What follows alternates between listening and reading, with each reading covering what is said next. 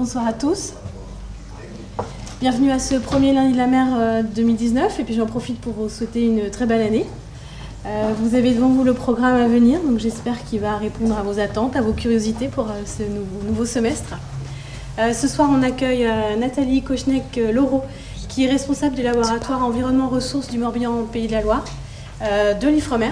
Et ce laboratoire partage son temps, en fait, son lieu de travail, on va dire, entre la station de Lorient depuis quelques mois, puisque c'est anciennement la station de la Trinité qui s'est installée ici, et puis Nantes aussi, mais Nathalie va nous expliquer tout ça.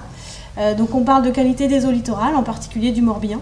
Donc comme d'habitude, on va se laisser un temps pour l'écouter, et puis un temps d'échange pour poser toutes vos questions à l'issue de cette intervention. Bonne conférence et à tout à l'heure. Merci Anaïg. J'en profite pour remercier la Maison de la Mer et puis Pascal Larnaud de l'Ifremer de Lorient pour me donner l'opportunité de vous présenter en fait les activités de mon laboratoire. Donc je suis effectivement Nathalie Kochnek-Laureau, je suis responsable du laboratoire Environnement Ressources du Morbihan Pays de Loire. Donc comme l'a précisé Anaïg, c'est une station qui était à la Trinité, qui a fermé au mois de novembre et on est hébergé depuis ce temps à Lorient. Donc la conférence de ce soir va porter sur la qualité des eaux littorales et côtières avec un apport des programmes de surveillance que je vais vous présenter à l'appui aux politiques publiques et aux projets de recherche. Donc pourquoi surveille-t-on les eaux littorales et les eaux côtières? Parce que ce sont des zones qui sont extrêmement vulnérables et qui sont sous l'influence des grands fleuves et de leurs apports qui enrichissent en fait le milieu.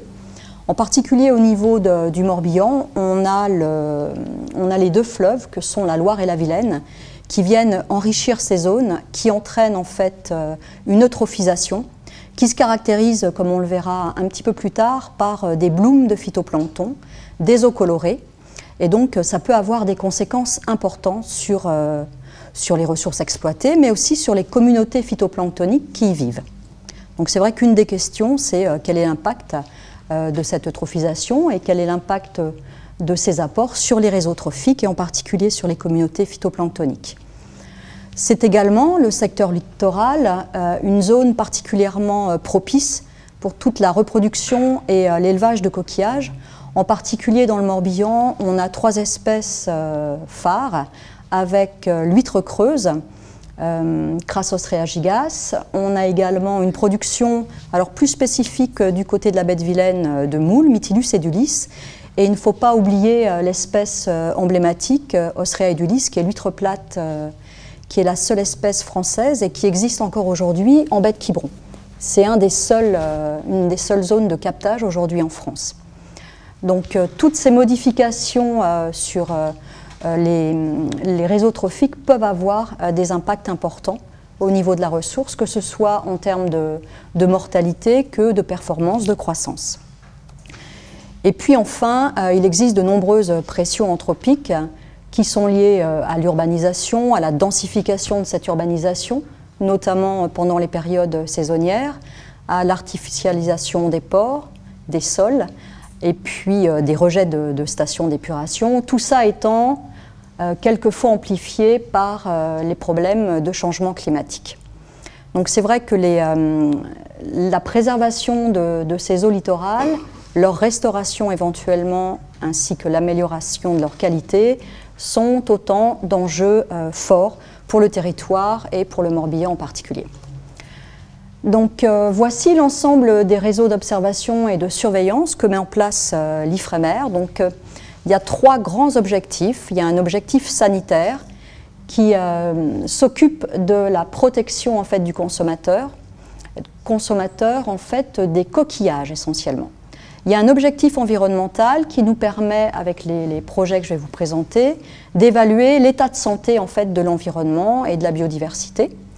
Et également, le dernier objectif, c'est celui de la santé des mollusques, où vous avez sûrement entendu parler des mortalités de naissains d'huîtres creuses en 2008, et puis aussi de la dissémination, du fait que l'huître plate ait disparu en fait, de nos côtes. C'était lié également à la présence d'un agent infectieux qu'on appelle le Bonamia osreae. J'ai fait le choix quand même ce soir de ne pas vous présenter l'ensemble des réseaux, ça risquait d'être un petit peu indigeste. Donc je vais me focaliser aujourd'hui sur le REMI, qui est le réseau de surveillance de la contamination microbiologique des zones de production de coquillages. Je vais également vous parler du REFITOX, qui est le réseau de surveillance des phycotoxines dans les coquillages. Donc ces deux réseaux ont pour objectif la protection du consommateur. Je vais également aborder la DCE, qui est la directive cadre sur l'eau, qui permet d'effectuer un diagnostic assez général et écologique de la qualité des eaux littorales avec un focus sur les résultats du Morbihan. Et puis les autres réseaux, je n'en parlerai pas, sauf si vous avez des questions à l'issue de la conférence. Donc les réseaux d'observation de l'IFREMER, comment est-ce qu'ils sont mis en place? Ce sont des procédures nationales de surveillance avec des documents et des protocoles qui sont nationaux. Ce sont des réseaux qui sont contractualisés avec l'État. Que fait-on des résultats? La plupart servent à l'État pour des questions en fait, de santé publique, particulièrement les deux réseaux que je vais vous présenter. Ça sert également pour faire des expertises en appui aux politiques publiques. On est souvent sollicité sur l'impact de tel ou tel projet sur la qualité des eaux littorales. Ça sert également donc à une directive européenne, je vous en ai parlé. Et je vous mettrai à la fin de la conférence tous les sites en fait, sur lesquels vous pouvez trouver différentes informations concernant ces réseaux. Et plus largement, ça nous sert aussi pour des projets de recherche, puisque les réseaux que je vais vous présenter ont environ une trentaine d'années. Donc l'analyse des séries chronologiques de ce qu'on observe est très intéressant en termes d'évolution de la qualité des eaux littorales, et je vous ferai une petite présentation très rapide d'un des projets qu'on porte au laboratoire. Donc, je vais commencer par le réseau de surveillance de la contamination microbiologique qu'on appelle REMI. Donc, c'est un réseau qui est assez ancien. Les premiers contrôles sanitaires en fait, des établissements conchilicoles ont fait suite à des problèmes de santé publique qui avaient été décrits, notamment la fièvre typhoïde qui a été décrite aux USA. Donc, en 1913, en France, on a commencé à mettre un contrôle sanitaire. Ce qu'il faut retenir, c'est que le réseau actuel, tel qu'on le connaît à l'IFREMER, le REMI, a été constitué en 1989. Donc c'est relativement ancien maintenant. Qu'est-ce qu'il surveille? Il surveille les bactéries et les virus. Alors la contamination des coquillages dans ce cadre-là, c'est une contamination exogène. Ça veut dire qu'elle arrive de différentes sources d'apport qui peuvent être une mauvaise séparation des réseaux d'eau pluviaux, qui peuvent être l'enrichissement à cause du ruissellement par les fleuves, qui peuvent être des activités nautiques, des épandages. En tous les cas, c'est essentiellement des pressions qui sont anthropiques. Donc il faut imaginer quelque chose de dynamique, hein, lorsque vous avez des contaminations comme ça qui arrivent sur le milieu terrestre, toutes ces eaux-là, elles ruissellent avec la pluie et elles sont apportées via les bassins versants et via les fleuves au niveau des eaux littorales et qui est tout simplement le réceptacle de toutes ces contaminations. Et donc c'est très important d'avoir une vision assez globale. Donc voilà les réseaux de surveillance de la contamination microbiologique tels qu'ils sont développés sur la France métropolitaine. Donc vous avez ici le nombre de... Ah, zut, ça ne marche plus, excusez-moi. Vous avez ici le nombre de suivis, que ce soit en Manche, en Atlantique ou en Méditerranée. Et sur cette figure ici, vous avez la représentation des 57 zones de production que l'on surveille. Dans le Morbihan, il y a environ 14 gros bassins de production conchilicole, essentiellement des huîtres creuses d'ailleurs. L'échantillonnage dans le cadre de ce réseau, ce sont des protocoles qui sont bien définis. Hein. Donc l'échantillonnage est mensuel ou bimestriel et le marqueur de contamination donc exogène est un marqueur de contamination fécale, que ce soit lié aux contaminations humaines ou animales. Et la bactérie s'appelle Escherichia coli. Donc elle contamine évidemment les coquillages qui filtrent toutes les eaux dans lesquelles elles vivent et concentre comme ça cette bactérie. Donc elle peut contaminer aussi bien les coquillages fouisseurs, donc les coques, les palourdes qu'on trouve dans le sédiment, que les coquillages qui sont élevés au-dessus du sédiment, tels que les huîtres et les moules. Donc comment est-ce qu'on fait pour évaluer ces critères de contamination? Eh bien, c'est basé sur une concentration en Escherichia coli dans la chair des coquillages. Donc vous avez ici le nombre de contaminations et sur cette ordonnée, vous avez le classement. Plus le classement est intéressant, A, donc vous avez ici un bon classement et ici non classé, moins la contamination est importante. Alors par exemple, un classement de zone de production en A va permettre aux professionnels de faire une vente directe pour une consommation humaine qui peut être sans passer par un bassin de purification. Pourquoi? Tout simplement parce que 100% des résultats seront en dessous du seuil de 700 Escherichia coli retrouvés dans 100 grammes de coquillage. Et vous avez comme ça, de manière graduelle, un classement qui est du plus bon au plus mauvais, jusqu'à des zones qui ne sont non classées, avec cette fois-ci une interdiction de récolte, parce qu'il y a des risques de gastro-entérite très importants. Il existe deux types de surveillance qui ont deux stratégies différentes. On a ce qu'on appelle la surveillance régulière, qui permet ici d'estimer la qualité microbiologique pour permettre justement à la préfecture de faire une révision du classement des zones de production. Généralement, cette révision, elle est annuelle. Et puis, vous avez la surveillance en alerte, où là, lorsque l'IFREMER apprend qu'il y a eu, par exemple, des problèmes de pluviométrie très importants avec des surverses particuliers, on peut déclencher des alertes. Donc vous avez ici les protocoles. Donc pour la qualité d'une zone de production, c'est une fréquence régulière. Vous avez vu, elle peut être mensuelle ou bimestrielle. La stratégie de prélèvement est aléatoire, c'est-à-dire que c'est une fois dans le mois. On ne fixe pas précisément les dates et il faut avoir un nombre assez important de résultats pour pouvoir faire derrière l'estimation et évaluer la qualité. On effectue des calculs statistiques que je vous présenterai ensuite. Pour les épisodes inhabituels, on a trois types d'alertes. Les alertes de type 0, qui sont des alertes préventives, généralement lorsqu'on est informé qu'il y a des informations avec des risques de pollution ponctuels. Vous avez l'alerte de niveau 1, qui elle intervient lorsque le résultat de la fréquence régulière est mauvais, et également l'alerte 2, là c'est lorsque les contaminations en bactéries sont très importantes. Donc tous ces suivis permettent en fait une évaluation du risque qui aboutissent la plupart du temps à des décisions administratives qui peuvent être des fermetures des zones de production. C'est ce que vous voyez peut-être quelquefois dans la presse ou tout simplement lorsque vous allez sur des pêches à pied récréatives, quelquefois les plages sont interdites. Donc j'ai choisi de vous présenter la zone de l'Orient ici, où tous les points rouges correspondent en fait aux zones qui sont suivies. Avec, comme vous le voyez, ici on suit des moules, là des palourdes, sur Groix des moules aussi, et puis en rivière d'Etel, là on surveille également des huîtres creuses. Donc ce sont autant de prélèvements qui nous permettent d'évaluer la qualité des zones. Voici à peu près le type de résultat que l'on obtient. Donc je vous parlais tout à l'heure d'une évaluation statistique. Vous avez ici cette évaluation. Il nous faut un nombre minimal de 24 analyses pour pouvoir faire cette évaluation qui est généralement effectuée sur 3 ans. La fréquence ici était mensuelle et vous voyez qu'à l'issue des calculs statistiques que je ne vais pas vous présenter, on a une qualité estimée par l'IFREMER de B. Ce sont ces résultats qui permettent à la préfecture de définir si oui ou non il conserve une qualité B ou A ou C en fonction des résultats.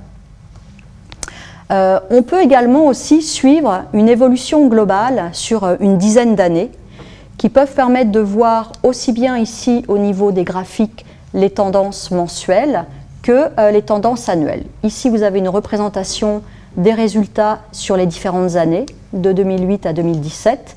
Les grands tirets noirs représentant les résultats de l'année en cours et les autres points correspondant aux résultats maximum observés au cours de l'année. Vous pouvez affiner un petit peu votre analyse en regardant s'il y a des variations mensuelles. En particulier, ce qu'on recherche, ce sont des variations hivernales ou estivales en fonction soit de la pluviométrie, soit en fait de la densification des populations et des risques de dysfonctionnement des steppes, tout simplement. Donc ici, ce qu'il faut retenir, c'est que pour la zone de Groix Nord et les moules qui sont élevés, la tendance générale depuis une dizaine d'années, c'est qu'il n'y a pas de tendance significative, la qualité est préservée.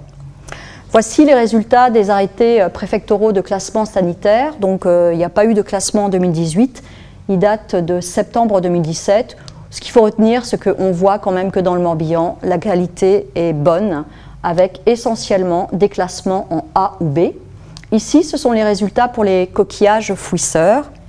Et cette diapositive-là, c'est pour les coquillages non fouisseurs, c'est-à-dire les huîtres et les moules.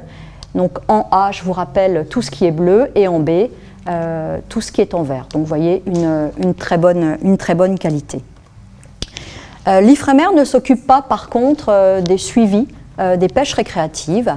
Et je vous ai mis ici un site qui est très intéressant, qui est réalisé par des collègues de Dinard et puis l'ARS, l'Agence régionale de santé, qui permet en fait d'avoir de manière dynamique tous les résultats qui peuvent déclasser une zone.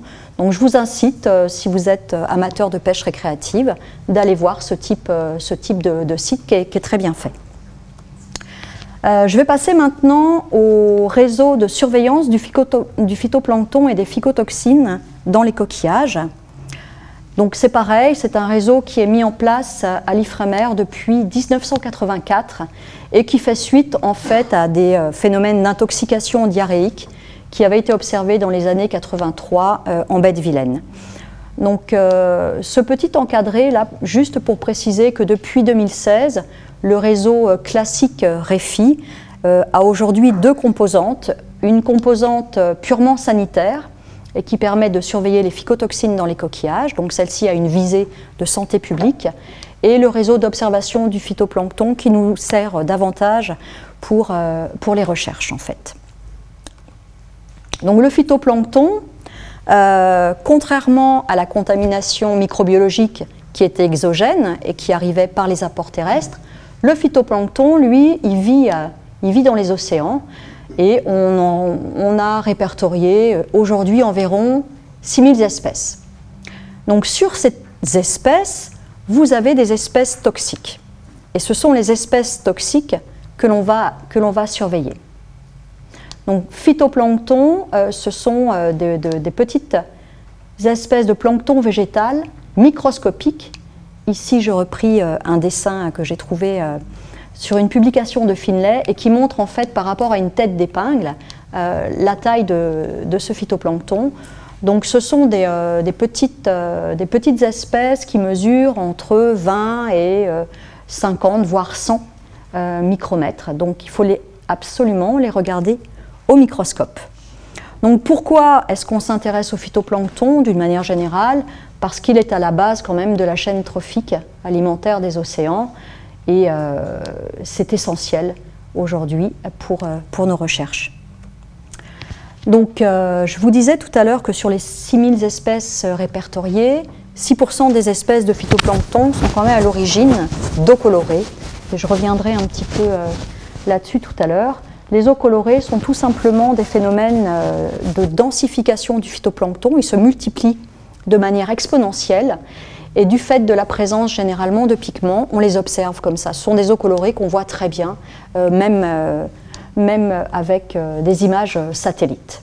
Et 3% donc des espèces produisent des toxines qui, elles, sont concentrées dans les coquillages ou dans les poissons et qui peuvent avoir un risque important lorsque vous consommez ces coquillages qui sont affectés. Donc en France, on a 3 espèces qui sont réglementées et qui produisent des toxines. On a tout d'abord toutes les espèces de Dinophysis. Donc vous avez ici une photographie qui permet de voir le phytoplancton tel qu'il est en microscopie optique, donc avec un microscope inversé classique. Et pour pouvoir spécier ces espèces, on est obligé quelquefois de passer par des techniques de microscopie électronique pour pouvoir compter le nombre ici de petits points ou ici le nombre de stries. Donc ce sont des espèces qui sont assez communes dans nos eaux littorales, mais qui ont la particularité de produire des toxines. Vous avez ici une autre espèce, c'est un diatomée, c'est un pseudonychia. Alors lui, c'est une espèce qui est beaucoup plus grande et qui présente ici la particularité d'être tout en longueur. Donc ici, pareil, vous avez ces caractéristiques en microscopie électronique et une autre espèce, Alexandrium, que l'on voit ici en microscopie électronique. Donc ces espèces produisent des toxines qu'on appelle lipophiles, qu'on appelle PSP pour Amnesic Shellfish Poison et Paralytic Shellfish Poisoning. C'est quand même relativement, surtout ces deux ici, c'est relativement important avec des symptômes neurologiques qui sont assez marqués et ici des troubles respiratoires. Donc c'est pas anodin de manger des coquillages qui peuvent être contaminés avec ces espèces qui sont présentes dans l'eau de mer de manière tout à fait naturelle. Hein. Donc voilà comment est-ce qu'on fait nos prélèvements. Donc on a des points de suivi que je vais vous montrer. On a des bouteilles spécialisées pour faire des prélèvements. On fixe généralement ici avec un fixateur qui s'appelle du Lugol et on fait l'identification des différentes espèces de phytoplancton au microscope ici inversé. Donc voici tous les points qui sont suivis dans le Morbihan. On a 29 points d'échantillonnage d'eau qui nous permettent d'avoir une idée de l'abondance en fait, de ces différentes espèces. Et puis bien évidemment, pour essayer de comprendre pourquoi elles évoluent ou elles blooment, on a aussi un suivi des paramètres hydrologiques et biogéochimiques, c'est-à-dire qu'on mesure la température, la salinité, et on mesure également les nutriments qui sont dans l'eau, puisque ce sont des espèces autotrophes qui utilisent tous ces nutriments pour se développer. Avec la lumière du soleil, elles font leur photosynthèse. Donc on a 29 points échantillonnage eau et on a 27 points d'échantillonnage de coquillages, parce que ce n'est pas parce qu'on a une présence de ce Dinophysis dans l'eau que forcément les coquillages seront tous contaminés. Donc je vais vous présenter ensuite les seuils d'alerte. Donc la plupart du temps, ce sont des prélèvements qui sont hebdomadaires. Si on est en période à risque, la période à risque, c'est généralement les périodes de mars à octobre, et on fait les analyses dans les toxines si et seulement si on trouve le phytoplancton toxique en fonction des seuils qu'on a définis ici avec la DGAL. Donc voici les seuils. Le Dinophysis, on ne fait des recherches de toxines lipophiles dans les coquillages. On fait la recherche dès qu'on observe une cellule de Dinophysis dans notre cuve. Pour Alexandrium, vous voyez, on passe ici à 10 000 cellules par litre ou sur une autre espèce à 5 000 cellules par litre. On recherche le PSP dans les coquillages. Et puis pour Pseudonychia, c'est en fonction des espèces, 200 000 à 300 000 cellules par litre correspond au seuil de déclenchement des analyses de toxines dans les coquillages. Voilà le type de résultats que vous pouvez trouver. Donc l'IFREMER émet de manière hebdomadaire ce type de bulletin qui est à destination de la DTTM et de la DGAL et qui leur permet, en fonction des résultats, soit de cellules observées dans l'eau, soit de toxines trouvées dans les coquillages, de fermer les zones. Donc on peut entendre quelquefois des fermetures de zones qui sont liées à des contaminations microbiologiques, mais la plupart du temps, on entend parler de fermeture de zones de production, surtout l'été, et c'est lié à des contaminations toxiniques. Donc ce n'est pas tout à fait la même chose, c'est lié aux contaminations par les toxines. Voilà un autre type de résultat que vous pouvez trouver sur un site qui s'appelle Envlit.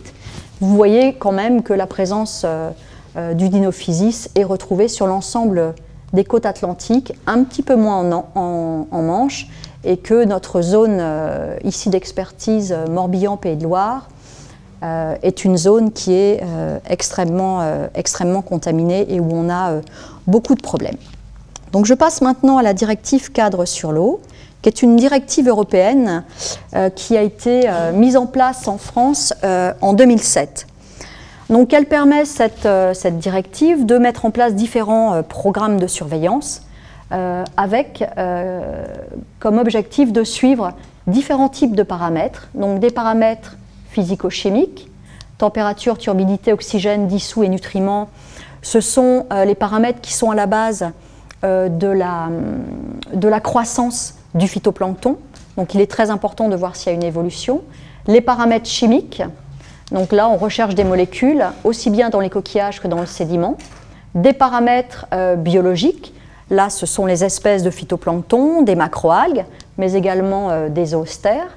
Et puis l'hydromorphologie, en fait, en fonction de la zone dans laquelle vous êtes.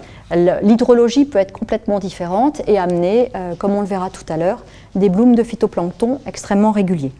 Donc effectivement, ces résultats sont maintenant, la DCE est en place depuis environ 11 ans, et elle permet d'évaluer l'état écologique et chimique des différentes masses d'eau. Elle permet surtout de voir si à long terme il peut y avoir des perturbations, des dégradations de la qualité du milieu. Et elle permet surtout de contribuer à la définition de mesures opérationnelles. Elle appuie les politiques publiques pour mettre en place différents objectifs pour atteindre, voire restaurer le bon état écologique. Donc voici les zones que l'on suit au laboratoire LER-MPL, et l'encadré ici en bleu vous montre l'ensemble des zones d'eau côtière et de transition que l'on suit. On en suit en fait en tout 11 sur les 29, parce que certaines n'ont pas besoin d'être surveillées de manière très régulière. Donc le contrôle de surveillance est effectué sur les sites ici que vous voyez en bleu. Voici les résultats qui présentent en fait une cartographie de la qualité globale des masses d'eau du Morbihan. Donc c'est une qualité globale qui prend en compte tous les paramètres que je vous ai montrés. C'est une évaluation qui a été basée sur les résultats de 2016. C'est une évaluation que l'on considère intermédiaire, parce que si vous suivez un petit peu tout ce qui se passe au niveau de la DCE, il y a des états de lieux officiels, et notamment le dernier date de 2013. Il va être réévalué en 2019, et on est en train aujourd'hui de mettre en place justement tous les objectifs. Donc ce qu'il faut quand même retenir, c'est que dans le Morbihan, on a 56% des masses d'eau qui sont en bon état, 5% en très bon état, et qu'on a seulement que 16%, excusez-moi, qui sont en mauvais état. Donc, quels sont les paramètres déclassants? On va y revenir de manière un petit peu plus précise, mais vous voyez ici qu'essentiellement, sur ce qui déclasse en très mauvais état, ce sont les qualités chimiques. Ça veut dire que soit dans les sédiments, soit dans les coquillages, on a trouvé des molécules qui peuvent avoir un seuil environnemental tel qu'on est obligé de dégrader, en fait, la qualité. Notamment, si je prends l'Orient, il y a, mais ça c'est pas une surprise, beaucoup de TBT dans les coquillages. Il y a également du plomb dans les sédiments et différentes présences d'hydrocarbures. Certaines masses d'eau, notamment, vous voyez ici la baie de Vilaine, est déclassée à cause de macroalgues opportunistes. Donc on reviendra dessus tout à l'heure. Et puis également, certaines masses d'eau ici sont déclassées, notamment les eaux de transition, à cause d'une perte de la diversité de poissons. Donc le poisson, ce paramètre-là, n'est suivi que dans les eaux de transition. Donc quels sont les paramètres déclassants? Donc voilà ici la masse d'eau. Donc j'ai choisi les masses d'eau qui sont les plus proches en fait de notre zone. Donc le Blavet, la rivière d'Etel, la rivière de Vannes et le golfe du Morbihan. Donc la majorité des rivières sont déclassées à cause des macroalgues opportunistes, qui sont la plupart du temps des algues vertes, des ulves de vasières, et qui sont liées principalement à une eutrophisation qui est très importante sur ces masses d'eau. Dans le Morbihan, si vous regardez un petit peu ce graphique qui est en dessous, on voit ici essentiellement des points orange et rouges qui montrent en fait que l'ensemble des vasières du Morbihan sont fortement impactées par la prolifération de ces algues vertes. Donc elles sont évaluées, ces algues vertes, par survol, et c'est le CEVA, en fait, le centre de valorisation des algues, qui effectue ces différents relevés. Si on regarde par exemple la baie de Vilaine, il y a deux paramètres qui déclassent cette zone. Vous avez des macroalgues ici subtidales, en fait une très faible diversité sur un point qui est assez au large, et avec une absence du genre Laminaria, qui est observé depuis un certain nombre d'années. Et on a surtout le phytoplancton et les blooms de phytoplancton, donc ce sont les petites espèces dont je vous parlais tout à l'heure. Et en particulier, on a des blooms de phytoplancton qui entraînent des eaux colorées, et notamment cette année. On a eu de gros problèmes sur la baie de Quiberon et la baie de Vilaine, et je vous en reparlerai un petit peu après. Donc voilà, ça grosso modo, ce sont tous les résultats qu'on peut obtenir sur des réseaux de surveillance qui sont développés de manière pérenne à l'Ifremer depuis bon nombre d'années et que l'on continue en fait sur toutes les masses d'eau. Les thématiques de recherche que l'on développe au sein de mon laboratoire sont essentiellement les processus biogéochimiques qui sont impliqués dans l'eutrophisation et en particulier au niveau du Morbrase. Comme on vient de le voir, hein, la zone de la baie de Vilaine est une zone qui est fortement eutrophisée, qui présente de fortes abondances de phytoplancton, avec des eaux colorées, des blooms qui sont de manière très récurrente. Mais c'est aussi une zone qui est particulière en fait, hein. Elle est sous l'influence des deux grands fleuves que sont la Loire et la Vilaine, avec des apports très importants, notamment d'azote et de phosphore, qui sont quand même à la base de la croissance de ces algues. Et puis, cette zone de baie de Vilaine est une zone qui est peu profonde, qui est fortement éclairée. Et donc, ce sont les conditions idéales et propices pour le développement du phytoplancton. Quelles sont les conséquences, en fait, et les symptômes de l'eutrophisation?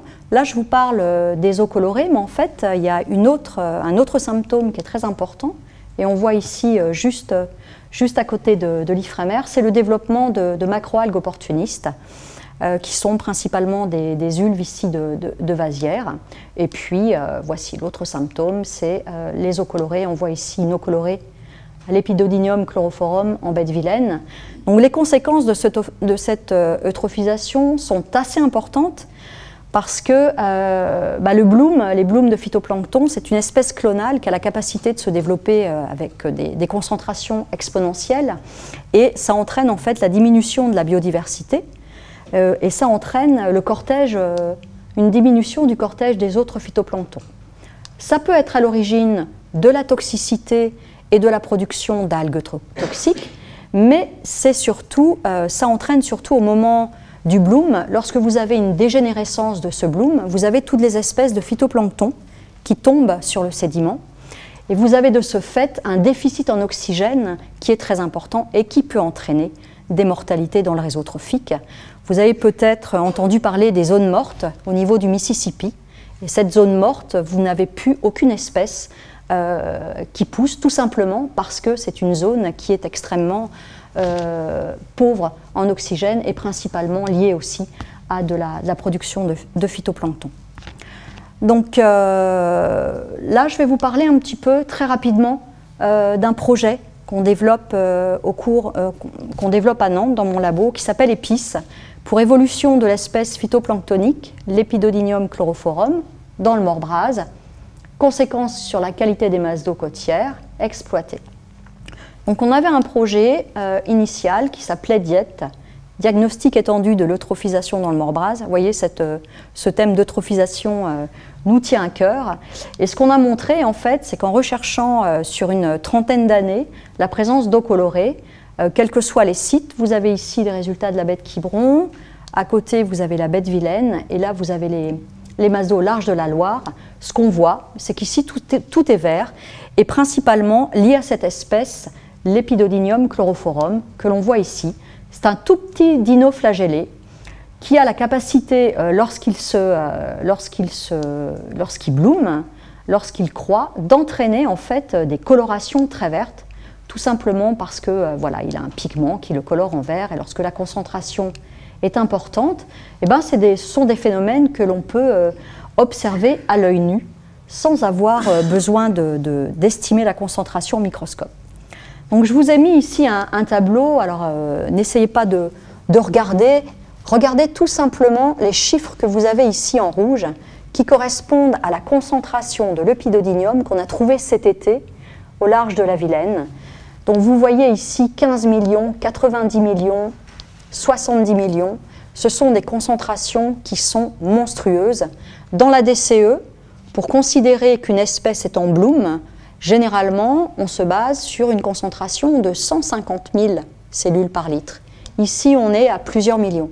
Donc vous imaginez bien que cette concentration, elle a une importance lorsque les phytoplanctons tombent au niveau du sédiment. Donc cette espèce, elle ne nous est pas inconnue parce qu'elle a déjà été décrite en 82, au moment des mortalités massives de poissons qui avaient été décrites en baie de Vilaine. Et on la retrouve depuis en fait ces années-là. C'est un petit dinoflagellé qui n'est pas toxique, qui a, comme vous le voyez ici, une distribution mondiale au niveau des eaux tempérées. Il est décrit beaucoup en Europe, mais également dans le Pacifique. Et je vous parlais de sa particularité, c'est son petit contenu pigmentaire, qui est un petit plastide. On ne connaît pas grand-chose, en fait, malgré le fait qu'il soit déclaré depuis les années 82, et on va s'intéresser aux facteurs environnementaux. Donc il a quand même la particularité, ce petit dinoflagellé, de produire des exopolysaccharides. Et ici, vous avez une photographie qui met en évidence justement ces polysaccharides. C'est cette coloration bleue que l'on voit ici autour du noyau. Donc ça vous fait une espèce de viscosité. Et lorsque les eaux sont extrêmement chargées, on a l'impression vraiment d'une pâte visqueuse, ce qui a pour conséquence en fait d'augmenter la quantité de matière organique et d'augmenter la sédimentation, avec évidemment des hypoxies, c'est-à-dire une baisse de la concentration de l'oxygène au niveau du sédiment. On voit ici des poissons qu'on a retrouvés à la Turballe suite à un épisode d'eau colorée. Et surtout cet été, peut-être vous avez entendu parler des mortalités de moules en baie de Vilaine qui ont atteint sur certaines zones plus de 90% et qui étaient liées en fait à la production à la récurrence de ces eaux colorées pendant tout l'été.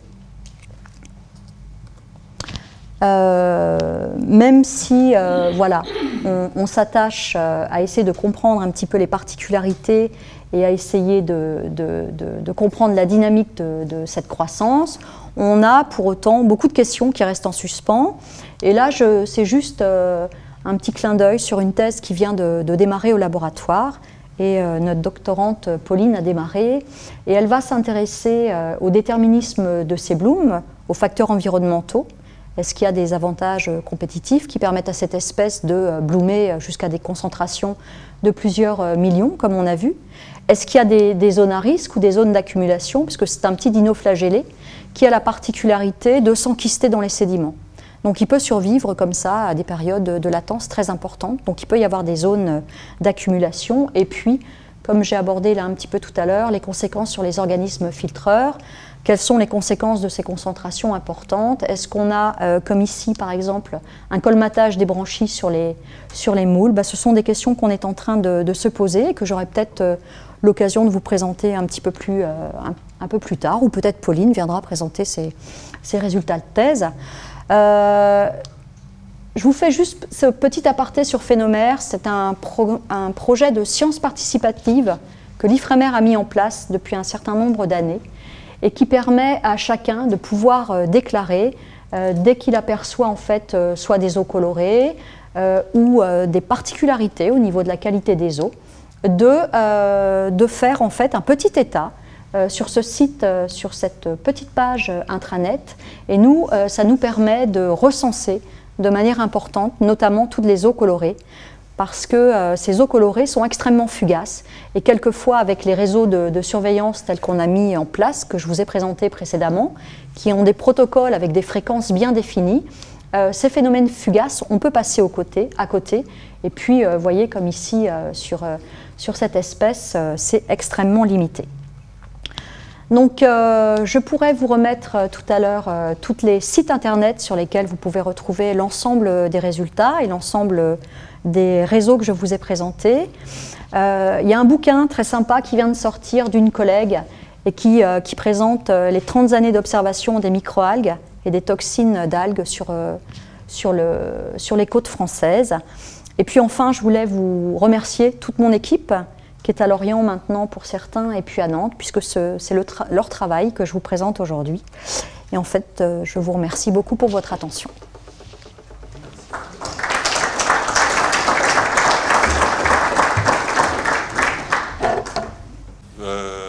Oui, j'ai des questions parce que ces espèces ont l'air d'être extrêmement, enfin, de se développer extrêmement rapidement. Oui. On parle beaucoup de la spiruline ou d'usage de ces microalgues. Est-ce qu'on pourrait envisager d'utiliser ce Diophysis ou cette dernière là qui fait tout...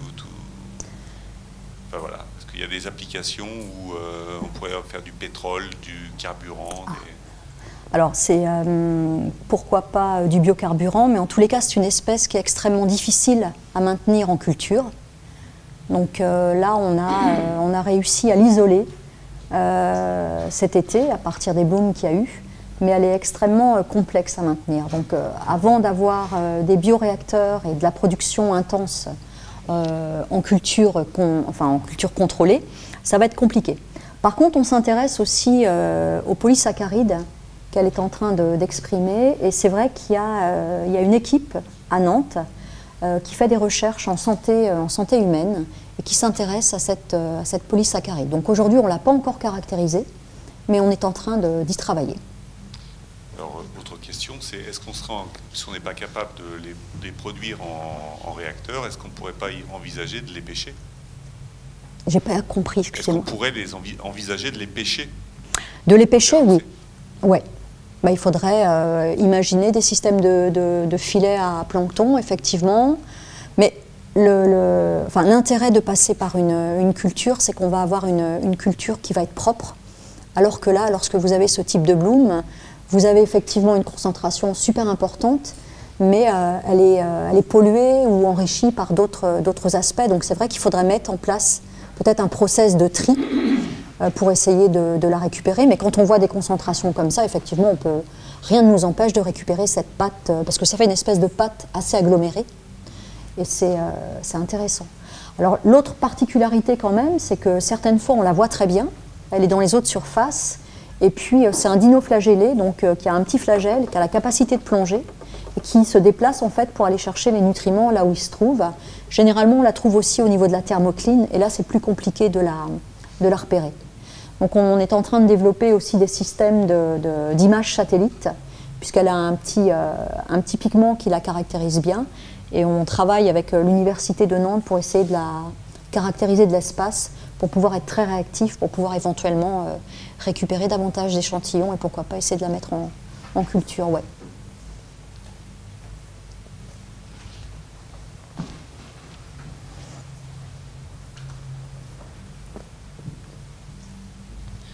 Ouais, bonsoir. J'avais une question. En fonction des paramètres physico-chimiques, est-ce qu'on peut prévenir l'arrivée de dinophysis ou de l'épidodinium?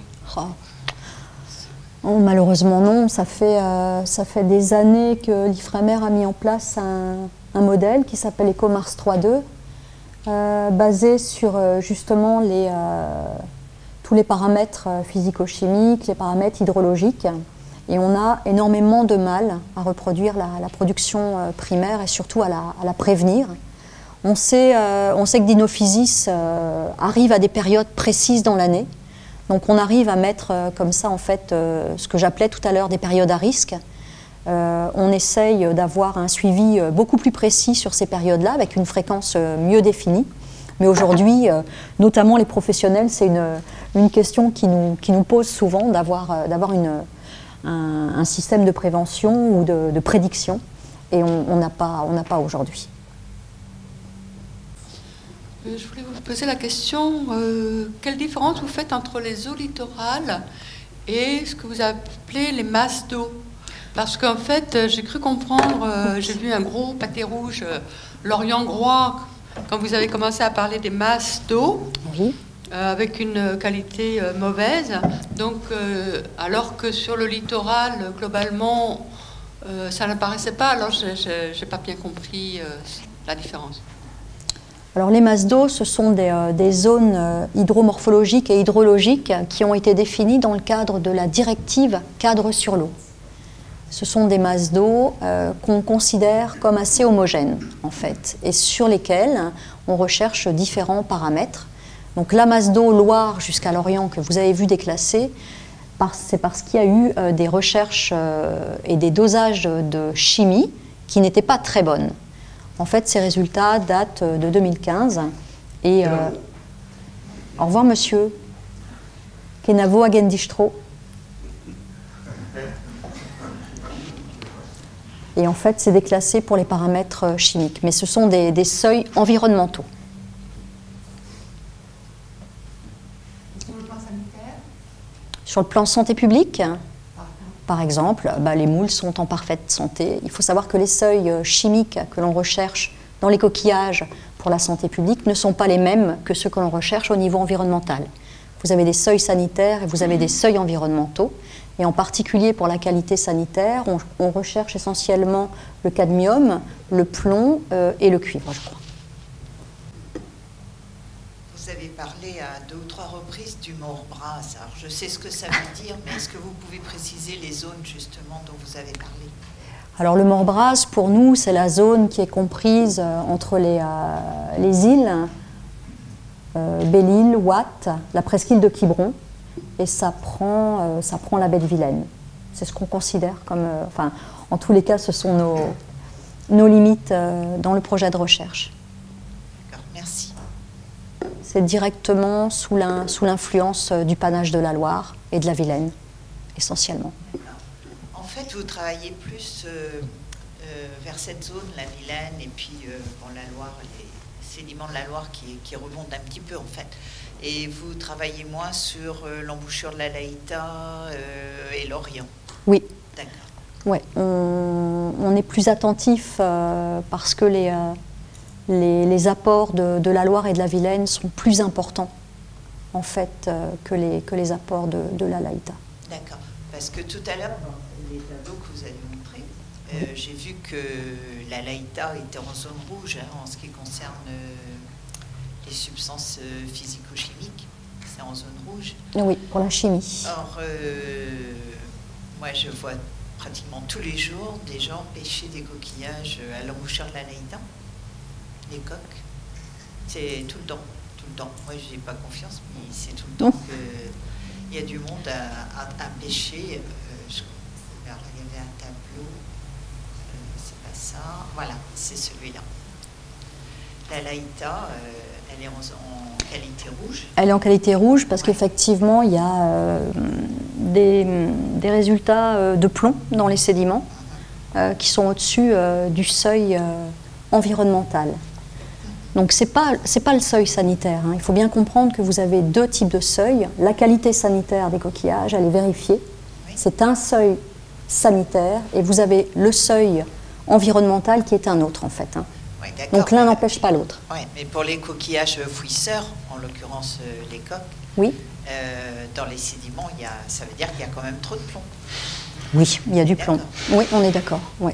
Okay. Merci, madame. Oui, merci Nathalie pour cette présentation très intéressante.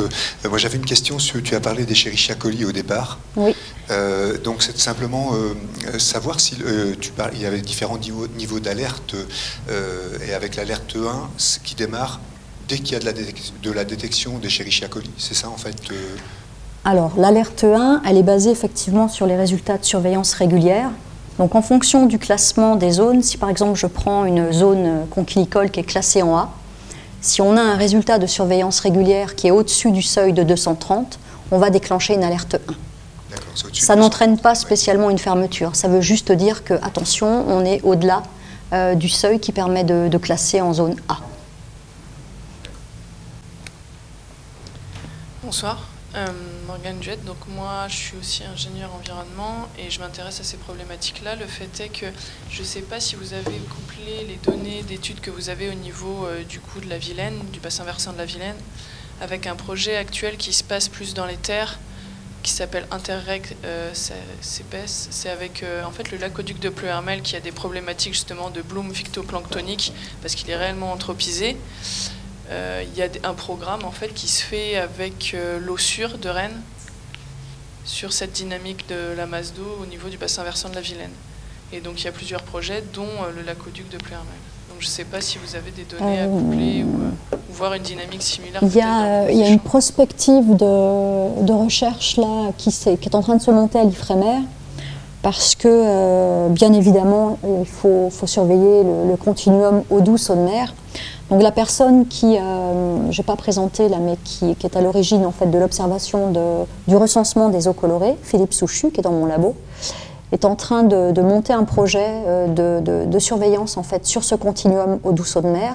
Alors je n'ai pas connaissance spécialement de ce projet sur la Vilaine, mais je pourrais lui en parler. Mais c'est vrai que cette masse d'eau, là, c'est une masse d'eau critique à beaucoup d'égards. C'est vrai que nous, on voit sur l'aqueduc de Pleurmel, en fait, c'est un bassin, entre guillemets, tampon du haut du bassin versant de la Vilaine. Et c'est ce que vous présentez là sur les histoires de masse d'eau au niveau du Morbihan. C'est vrai que ça se recoupe déjà en amont. En tous les cas, n'hésitez pas à aller sur les sites que je vous ai laissés. Et si vous avez la moindre question, vous pouvez toujours m'envoyer cette question par mail. Hein. J'essaierai, dans la mesure du possible, de vous répondre. Merci. Donc, je vous rappelle que de toute façon, la présentation et puis le diaporama sera en ligne sur la chaîne YouTube de la Maison de la Mer. Donc, ces informations, vous les retrouverez par la suite. Et sinon, n'hésitez pas à passer par l'Ifremer directement ou par la Maison de la Mer si vous voulez contacter Nathalie Cochenet-Cloro. Eh bien, je vous souhaite une bonne soirée. Merci d'être venu. Merci.